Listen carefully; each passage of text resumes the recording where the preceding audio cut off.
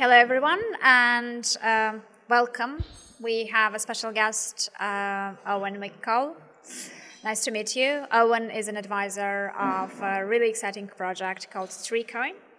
But before we get into that, tell me, how did you get into the blockchain space and what was your journey so far? Sure. Well, thanks, Annie, for having me. Excited to talk about the project. Looking forward to it. So here we go. Jump right in. The way I got into blockchain was, well, through academia, actually. So I studied a master's degree in Switzerland in international law, and this was back in 2017, 2018, so right at sort of the hype cycle of the blockchain space, the crypto space. Yeah. And I had the opportunity to actually choose quite freely what I could focus my master's thesis on. And what I decided to write on was innovation and blockchain and the interplay between, well, regulation and how that either helps or hinders innovation in spaces. And from there, what I wanted to do was really get the industry side of things. So in addition to doing a lot of course, traditional academic research and stuff like that, I hit the ground and I went to a bunch of different conferences, talking to the businesses one-on-one, the companies out there, and getting their input on how regulation was going to affect them and how innovation was looking in the short term and then in the longer term. And actually, one of the first conferences I went to, funny enough, I met the guys from the TreeCoin project, and we hit it off immediately. And yeah, exactly. It was kind of serendipitous, of course. So after that, and after I finished my academic stuff, handed in my thesis, all that, I reached out to a company that is also a partner on the TreeCoin project, helping on the blockchain development side of things, called Heroes Group. And now I'm head of business development for them. And I got to include myself in the TreeCoin project as well, which was for me fantastic to sort of go full circle, bring it all back together. It's the best of all the worlds, yeah, I guess. Exactly. Yeah, sounds good. So, regulation. I mean, many people in the space are, libertarians. They are all, some of them are even anarchists. So, regulation is not a very favorite topic for many of those. What was your conclusion after the thesis? Is regulation in this space gonna benefit or gonna hinder, or how is it gonna work? How do you see this? It's a very good question. I think, like you said, there's real philosophical differences between a lot of the players. Now, the companies and people I was speaking to on the ground at these conferences, as an example, I mean, I think everybody wants regulation because it legitimizes the space, but the big issue is it can't be too heavy-handed, and what I think really is important is if it's more of a bottom-up, a grassroots approach, which involves also the stakeholders that are in the industry already.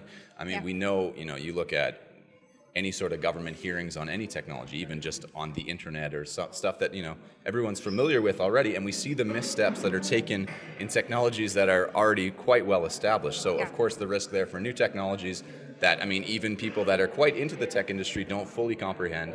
Of course, there's a big risk there of over-regulation. And of course, over-regulation and misguided regulation, that hinders innovation naturally.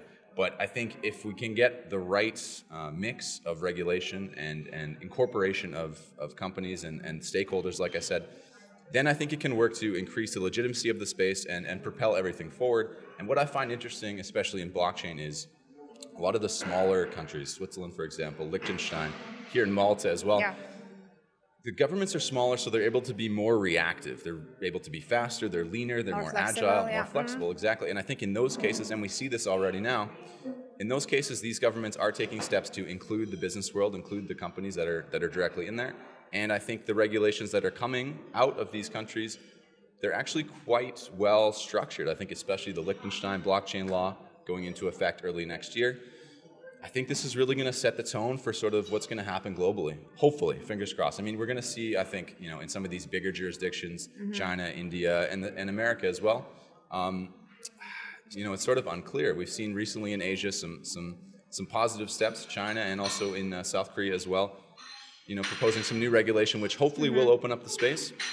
But there's always the risk that the governments will come down and just include heavy-handed regulation that will stifle innovation naturally. Yeah. So you mentioned the balance and the importance of finding the right balance.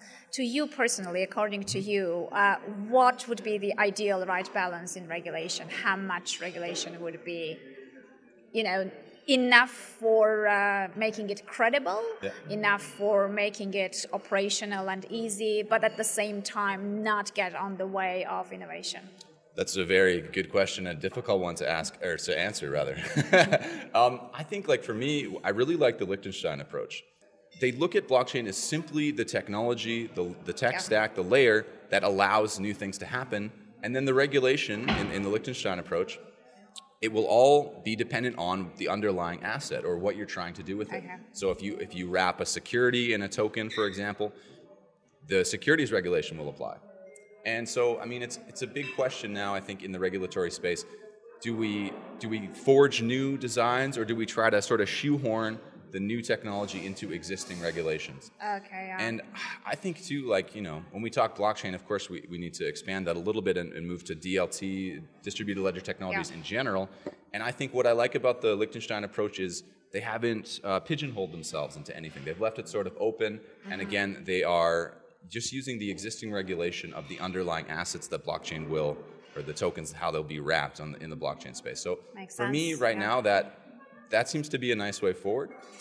And I think too, you know, to create entire new laws on this stuff, I mean, this is going to take a lot of time, and especially to communicate with these government officers so they really can understand it. I think in the short term, figuring out a way to include it in existing regulations, I think this is sort of a good approach. Makes sense. So you mentioned TreeCoin, and you mentioned that you met them at an event, and it pretty much, you know, you clicked. And now I get to work with them. So and now you work with them. So tell us a little bit about the project. What is it about? Absolutely. So it's a tree reforestation project, and it's based in Paraguay, but all the regulation and token creation is happening in Switzerland. So we chose Switzerland because it's a very secure location, and also the regulation is quite progressive here as well. So what we've done there is we decided, hey, you know what?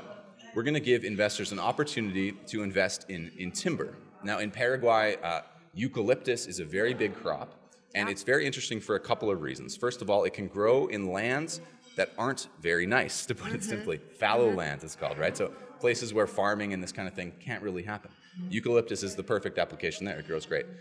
Secondly, its rate of growth is incredible. It's 5 to 10 meters in a year. It can even grow there. So it's very fast turnaround. And then thirdly, its scope of applications is very broad. So everything from furniture is a big one, and there's a ton of applications for it. Even, you know, in Paraguay, it's really a huge crop, a huge commodity. And what we wanted to do is, in one hand, open up Paraguay to investors, and on the second hand, make sure that sustainability is really built into the system. So what we've done is we've created a system where you can invest and you purchase an asset token called a tree. And we'll talk about the tokenomics, I'm sure, a little bit later. But we will. And basically, by purchasing this tree, you are guaranteed the dividends over the lifetime, over the next 23 years. As we sustainably harvest, the token holders are going to be entitled to a share of the revenue from each of the trees. And so, I mean, again, we looked at, you know, what's happening in the world. There's, you know, so much global warming issues, all these ecological destruction, all this kind of thing. And we thought, hey, here's a way to use blockchain, to use DLT, and to, you know, include it in a sustainable project. And so that's really what we try to do there. Yeah, absolutely. I mean, it looks really good because in this space, projects who have social impact aren't very often seen. So it's very nice to have this, you know, as you said, the right balance between business and between tech and also the environment and social good and everything else. So it feels like it's covering all the right elements at the same pace. Yeah, absolutely. And then I do want to touch on the tokenomics a little bit, because when you talk about social good, the other half of our project is really focused on that even more explicitly. So what we've done is it's called a hybrid token offering, an HTO. And what that means is we've actually launched 2 tokens simultaneously. So the first token, it's an asset token called Tree, and that's the one I just mentioned before, giving you dividends on future revenue. The second one is called TXC, and this is a payment token, a cryptocurrency, if you will. And what we're trying to do down in Paraguay is really focus on social impact. So what we're doing is we're trying to address a couple very big issues down in Paraguay. And one of the main ones is instability of wages. So for the laborers down there, it's very difficult for them to ensure that they're going to be paid for their labor. This is a real problem down in this area. And I mean, they're really at the mercy of some of these, the landowners and the company owners.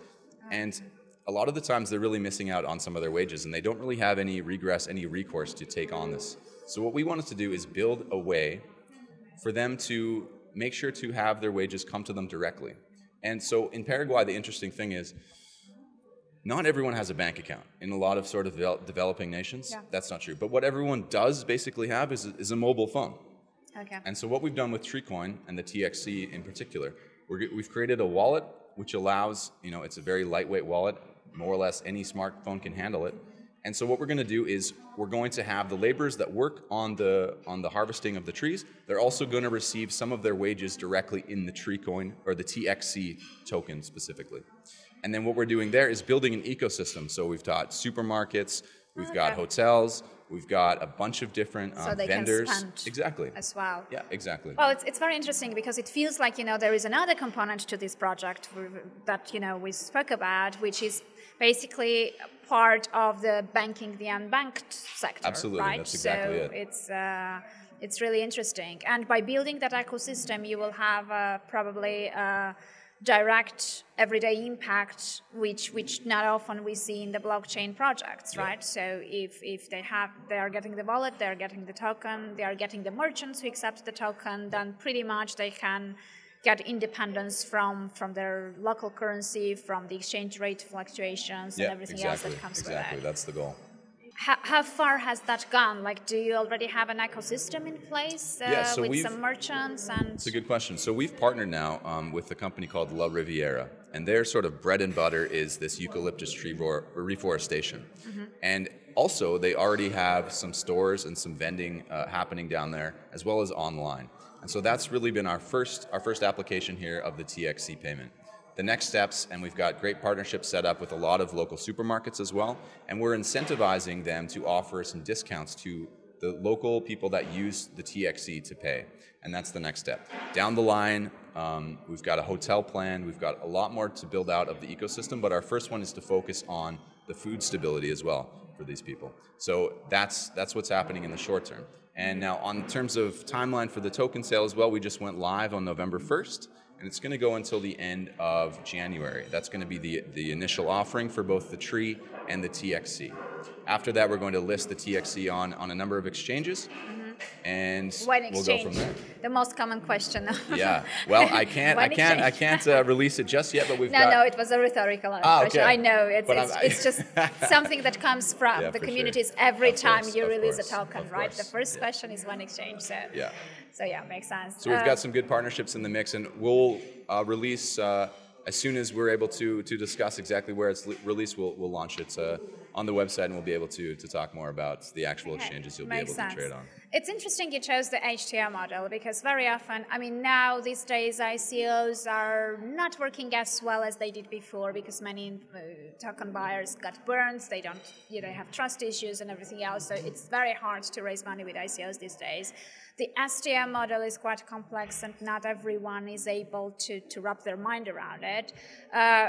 You ended up with an HDR model, which is basically both at the same time. Yeah. So why that model and how easy it was to actually organize it? The reason why we chose to do this dual token, this hybrid token offering, is because the problems we're trying to address, they're quite different. Mm-hmm. And so we decided, instead of trying to, again, like we talked in regulation, instead of trying to jam everything in and shoehorn it into a single token, we wanted to address them separately. And I think by having this differentiation, the issues that come along with you discussed for STOs, it's maybe not so easy for everyone to participate. And so that's why, for those people, we're going to have the opportunity to invest in something a little bit more standardized, which is the payment token, the cryptocurrency. Mm-hmm. And then on the STO side, this is for investors, and it's separate than the cryptocurrency. We know that cryptocurrencies and payment tokens in general, the volatility really is there, and that's a gift and a curse depending on how you function. You do. Exactly. Mm-hmm. But on the asset token side with the Tree, that's going to be stable, and so that's why we wanted to separate them. We address different problems, and we think that having two different products to target each issue is a better way forward. Oh yeah, absolutely makes sense. So you mentioned Paraguay. Obviously, you start from there. What are the plans? Are you going to go wider? Are you going to start covering other geographies in the future, or it's going to be Paraguay locally for quite a bit? Yeah, that's a good question. So to begin with, we're going to focus on Paraguay. but we're not against, you know, offering out. There's a lot of other places where this sort of a model could be applied for sure. But for the next, you know, I would say 2, 3, 4, 5 years, while we really establish this, we're going to be focusing on Paraguay. And then, you know, once this is proof of concept, then, you know, we're definitely open to wheeling it up. But what we don't want to do is spread ourselves too thin and start a number of different projects simultaneously. I think for us right now, what we want to do is really, you know, like I say, have this proof of concept here in Paraguay and then build out from there. But the focus for the foreseeable future will be in Paraguay. Okay, makes sense. So what stage is the project at? Have you already planted trees, or you are planning to do it in the future? Like, where are we on the practical side of things? Very good question. So the amount of trees that we're planning to plant, that will be directly based on the amount of investment we get. Okay. And this is staged out. Mm-hmm. And so, like I said, since November 1st, just a few days ago, we launched, and until January 31st, at the end of January, that's the first issuance, the first purchase opportunity. And then after that is done, we'll generate the tokens, and with the proceeds of the sale, then we're going to purchase the land. We already have the land established. It's ready for purchase. We've got it all mapped out. Okay. But just to pull the trigger, we're going to wait to see how much we raise, and that's going to dictate the amount of land that we can purchase. Okay, I think it's very interesting because, as we said, apart from the fact that there are lots of different components to this project, it's also, you know, if you compare it to other token buyers of other projects, this one is, you actually can visually see it grow, which I think psychologically is very important because you can see the change physically implied in the real world, which I think is really cool.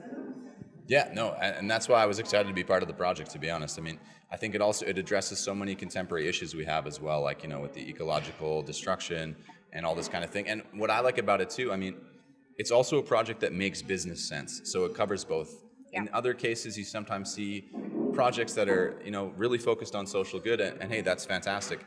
But if it's not a sustainable business model, you know, what's it going to look like a couple of years from now? So that's why I really think the TreeCoin project is interesting, because it really covers both things. And transparency is, of course, really built into the system. We've got, you know, we're earmarking a number of funds to strictly invest locally in Paraguay in social projects as well. And then, of course, offering the incentives for the people that are using TXE to pay for goods and stuff like that. And we've got a lot planned, but yeah, I think to really make a social impact, sustainability, not just in terms of ecological, but also in terms of business, it has to be built right into the system. Yeah, absolutely makes sense. Absolutely. So it's very interesting when usually projects are initiated in a specific geography, especially in developing countries. It becomes quite visible for that region specifically. So what are the feedbacks so far when the people who live in Paraguay, what's the resonance, what's the feedback, what's the reactions when they hear about the project? Yeah, sure. Well, I mean, from the government level, we've been lucky enough to have the Paraguayan ambassador to Switzerland. She's involved in the project. We've been speaking with her a lot in setting up all the strategic partnerships over there. Mm-hmm. She's really excited. I mean, for her, it really hits a lot of the issues that she's interested in. I mean, of course, ecological preservation of Paraguay, and then utilizing especially youth workforce. That's a big one as well. That's a big issue in Paraguay. And so by creating this project and ensuring the payment through fiat currency, but also the payment token, that hits there as well. So from the governmental side, that's been fantastic. Speaking on the ground level with the laborers and workers involved in the project, they're also really interested. I mean, again, everyone has a cell phone, and all these guys are interested in you know, they have their own currency, and South America has a real history of the devaluation of their currency or inflation. Yeah. And so, you know, we're able to introduce them to some new technology and show them a new way of value transfer. So just even on an interest side, that's very positive. And then too, I mean, for a lot of the laborers down there, they're excited to work on a project that has sustainability built in. Again, we're planting these eucalyptus trees, but we're not just going to batch cut them all down and start fresh. We have a planned schedule that's going to make gradually, yeah. Mm-hmm. Exactly. So I think it's exciting for them down there as well. And yeah, we've started with the TXE purchasing program. And of course, saving a couple dollars to help feed your family, stuff like that, always going to be a positive down there. So yeah, absolutely. What we've done on the TreeCoin website, the TreeCoin blog as well, is featured some stories from a couple of the local laborers down there, a couple of the workers. Okay, yeah. And so that's really interesting to check out as well. Interesting, yeah, absolutely. So according to the plan, how many, in the initial phase, how many people from Paraguay will be involved in the project? Like, in terms of how many lives will you be changing eventually? Very good question. Well, so the most obvious answer would be we're partnering with this company called La Riviera. And I think there are about 20 or 30 people there, and together we're approaching this project. Now, again, the amount of people we're going to be able to employ and hire is going to be directly coming from the success of the token sale, of course. Yeah.